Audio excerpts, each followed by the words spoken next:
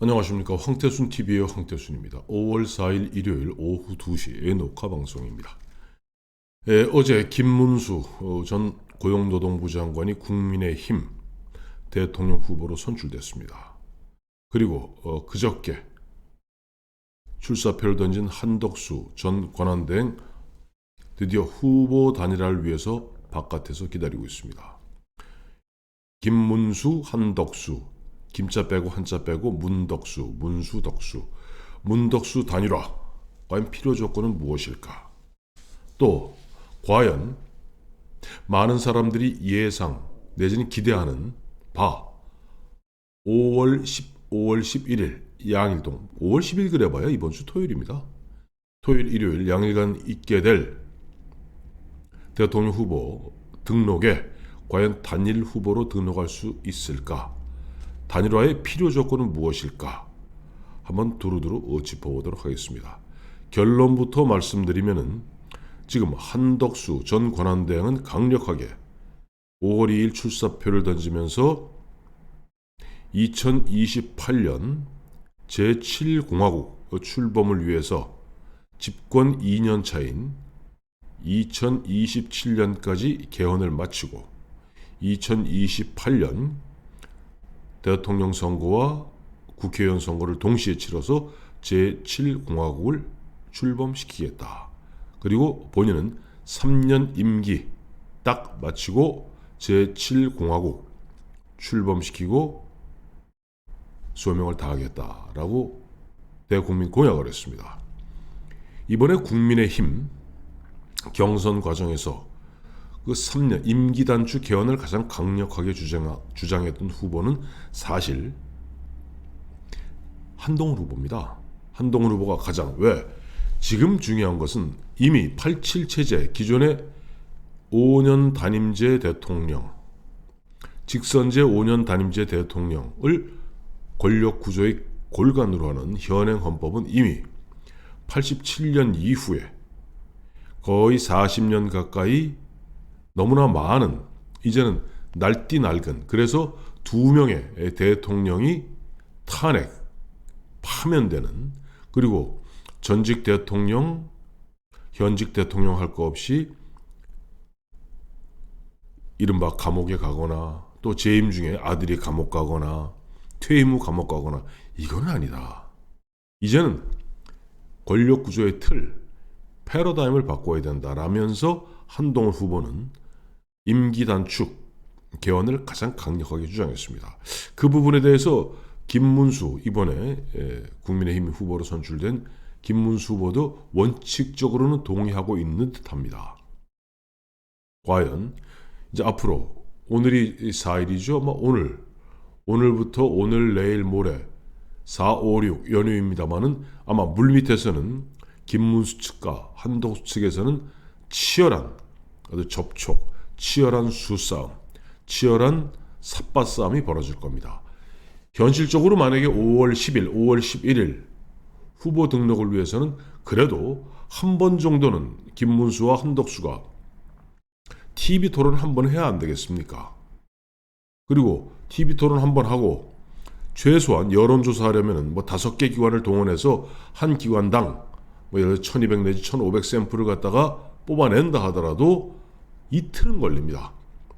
8일 9일 내지는 9일 10일 물론 번개불에 콩 구워 먹듯 하는 것입니다만 아마 지금 많은 사람들이 현재 어쨌든 국민의힘이 김문수로 일단 완탑으로 모였고 이제 컨벤션 효과로 뭔가 기세를 타는 듯한 거기에다 마침 5월 1일 이재명 민주당 후보에 대해서 파기환송 대법원 판결이 있었고 바로 5월 2일 서울고등법원은 5월 15일 이재명에 대한 기일을 지정하고 소환장을 발부하고 그야말로 여기도 속도전을 벌이고 있습니다. 이번 대선은 그야말로 번갯불에 콩 구워 먹듯 속도전으로 모든 일을 처리할 수밖에 없는 상황입니다. 이런 상황이라면은 가급적 5월 10일, 11일 하루 늦더라도 5월 11일까지는 후보 등록을 해야 되고 만약 김문수가 여론조사에서 이겨서 단일 후보가 된다면은 뭐 문제가 없겠습니다만은, 만약에 한덕수가 이겨서 단일 후보가 된다면 국민의힘으로 입당하는 것이 100번 낫죠. 그래야지 국민의힘이라는 막강한, 지금 뭐 전체 책임 당원만 77만 아닙니까? 거기에다가 일반 당원, 또 각 지역에 있는 지역 지구당 당협이라고 합니다만은, 이런 걸 가동하려면은 한덕수가 입당하는 것이 무조건 좋죠. 물론 만약에 그 사이에 여러 가지 사가 끼면서 협상하는 가운데 여러 가지 난제들이 얽히면서 5월 10일, 5월 11일 단일 후보로 등록 못할 수도 있습니다. 뭐 저는 그래도 괜찮다고 생각합니다. 예를 들어서 한덕수, 김문수, 한덕수 두 사람이, 한 사람은 국민의힘 후보로, 한 사람은 무소속 후보로 등록해서 뭐 끝까지 갈 필요는 없겠습니다만 5월 셋째 주쯤 후보 단일화 할 수도 있습니다. 그러니까 뭐 이것이 5월 10일, 5월 11일 양일 동안 후보 등록하지 않으면 끝이다, 이건 아니죠. 그러나 가급적 5월 10일, 5월 11일 현재 분위기를 탔을 때 쭉 이어나가는 것이 낫지 않겠느냐 하는 그런 흐름들이 아마 대세를 이루는 것 같습니다. 근데 이런 게 또 있어요. 지금 이제 항상 제가 말씀드리지만은 모든 선거, 모든 투표는 결국 스윙 보터, 즉 중도층이 최종적으로 승패를 결정하게 되어 있습니다. 죽어도 민주당 좋다는 그 사람들 한 30%는 팥으로 매주를 쓴다고 해도 믿습니다. 또 죽어도 이재명 안 돼, 국민의힘이 돼야 돼 라고 믿는 사람들은 해가 서쪽에서 뜬다고 해도 믿습니다. 문제는 가운데 중도층, 중간층. 그때그때 달라요. 대세를 추정해요. 이런 어떻게 중간층, 중도층 스윙 보터들이 결정적으로 어떻게 보면 마음을 갖다가 한쪽으로 정할 수 있도록 뭔가를 갖다가 주어야 됩니다. 명분도 주어야 되고 감동도 주어야 됩니다. 단순히 반 이재명, 그거는 명분의 일부에 불과할 뿐입니다. 정말 명분은, 자 생각을 해보세요. 윤석열 전 대통령이 미추광입니까? 미추광이라서 갑자기 멀쩡하게 야당이 아무 일 안 하고 국정협조 잘하고 또 그야말로 야당으로서 뭐 견제, 균형 그렇게 해왔는데 미친 듯이 비상계엄을 내렸습니까? 그건 아니죠. 뭐 31차례인가요? 저 윤석열 대통령 재임 중에 29차례인가 그야말로 윤석열 정부 망해라라고 고사를 지내듯 사사건건 탄핵하고 발목 잡고 정말 사람이 미치지 않으면 다행일 정도로 그렇게 궁지로 몰았습니다. 궁지에 몰린 뭐 쥐는 고양이도 문다고 합니다. 거대한 야당 170석 플러스 알파 190석의 야당에다가 윤석열 당시 대통령은 거의 본인 딴에는 정당 방위 내지는 자위권 행사다라는 심정으로 아마 비상계엄을 선포했는지 모르겠습니다.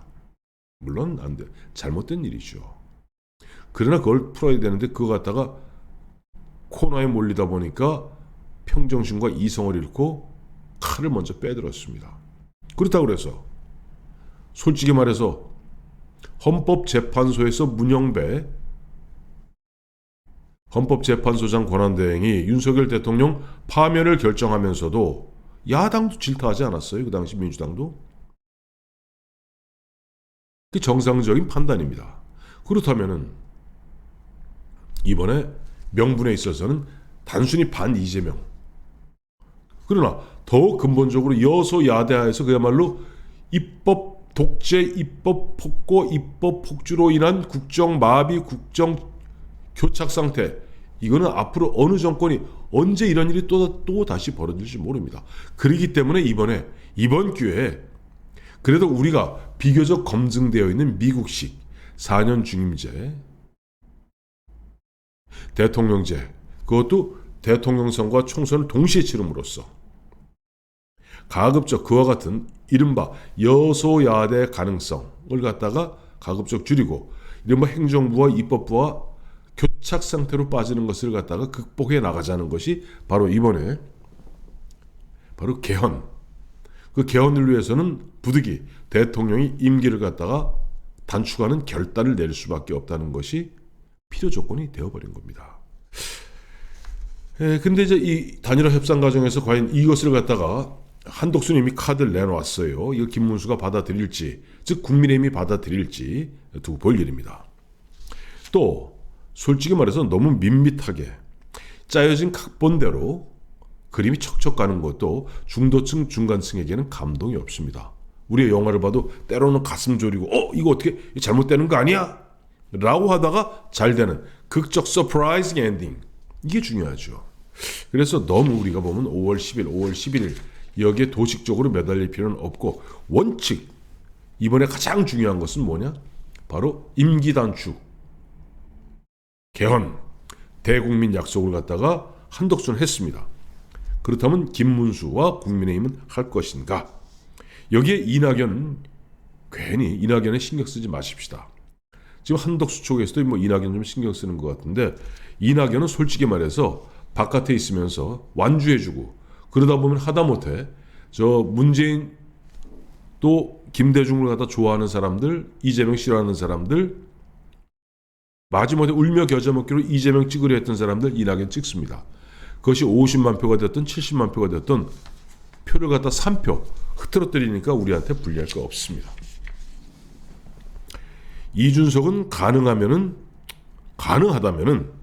품어안는 게 좋겠죠. 이준석은 본인은 야당이라고 악악대고 있습니다만은 누가 이준석을 갖다가 이른바 진보나 저 민주당 그쪽 계열로 치부하겠습니까? 이준석도 마찬가지고 천하람도 마찬가지고 어차피 국민의힘에서 물론 당시 친윤들에 의해서 찍혀나갔지만은 기본적 틀은 이준석은 이 당의 민주당이 아닌 국민의힘의 대표까지 지났던 사람입니다. 가능하다면 품어 안되 무리하지는 말자. 필요 조건은 아닙니다. 충분 조건일 수 있어. 필요 조건은 임기 단축 3년으로 내 대통령 그만두겠다. 원포인트 릴리프로 6공화국, 현재는 6공화국 체제입니다. 87 체제. 6공화국에서 새로운 7공화국으로 이어지는 그 험한 강물의 다리가 되겠다. 원포인트 릴리프가 되겠다는 그런 약속. 이게 필요 조건이고 나머지 이준석을 품어 안는 것은 또 오문 좋은 거니까 충분 조건이고 다 합쳐지면 더욱 좋고 어쨌든 문덕수 단일화 이 부분이 5월 10일, 5월 11일 이것이 뭐 절대 바꿀 수 없는 데드라인은 결코 아니다. 그러나 가급적 하면 좋다. 분위기 탔을 때 쇠도 달구어졌을 때 쳐라. 그러나 거기에 매달리다가 정작 중요한 것을 갖다 까먹어서는 안 된다. 제가 오늘 이 말씀을 드리고자 합니다. 고맙습니다.